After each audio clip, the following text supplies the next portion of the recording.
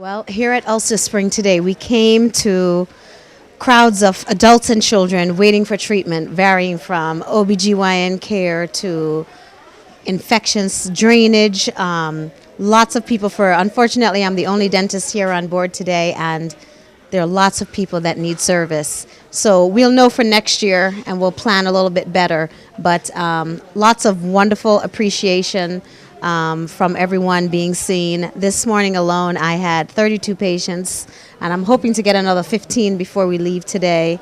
But it's been a wonderful experience, and I think the community appreciates it. So we'll definitely be back next year. Did you get your teeth cleaned today? Yes, sir. How did you enjoy getting your teeth cleaned? It was fun. And the ladies were very nice to me today. The dentist was very nice to you? Yes, sir. Did she tell you that you should take good care of your teeth? Yes, sir. Do you always take good care of your teeth? Of course. Okay. Well, are you happy that they came to help?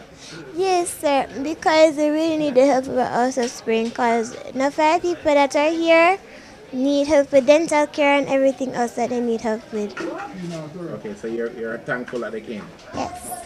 All right, thank you. All right.